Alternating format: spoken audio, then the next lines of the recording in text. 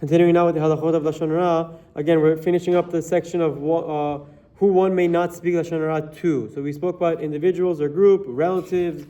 We mentioned a spouse, a non-Jew, and now the fifth category they bring down, based on the Chafetz Chaim, is non-Jewish authorities. He explains, if one is moser, if someone informs on a fellow Jew in front of non-Jews or non-Jewish authorities, his sin is too great to bear. He is considered on par with apikorsim and non-believers in the Torah, about whom it is said that through Gehinnom will eventually cease to exist. Their punishment will be ongoing. Correct. That is said, though Gehinnom will eventually cease to exist, the punishment will be ongoing. They're just describing how bad and how negative it is to speak Lashon Hara to about a Jew, and moser, give that information to a non-Jew. And it is as if he's cursed and attacked the Holy Torah, says the Chafetz Chaim.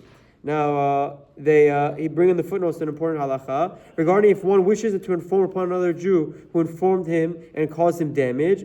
This is prohibited unless this is the only way it can prevent the informer from repeating his actions. A. B. His intention is not for revenge.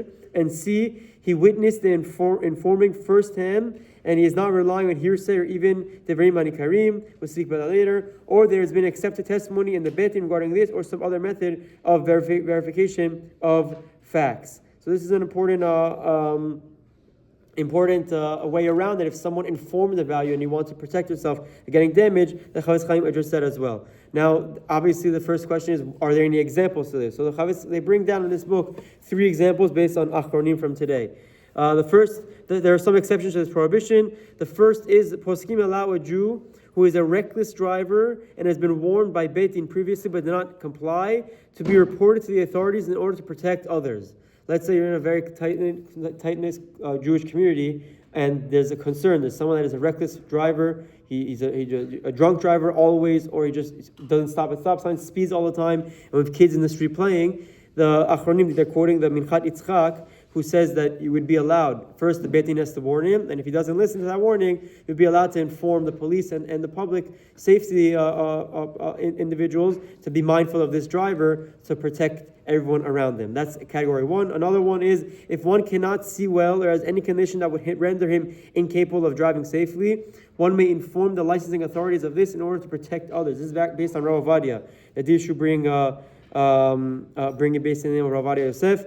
That again is for protecting us. It's not considered a moser, but rather protecting the society and the community that he's in. There's a big discussion in the Poskim. This is just a tangent. What about if there's a HIPAA law? Meaning someone comes to you as a doctor or as an EMT or as a therapist, where there's laws in our state that protect the privacy of the individual. Does that now allow or enable you to go and protect others?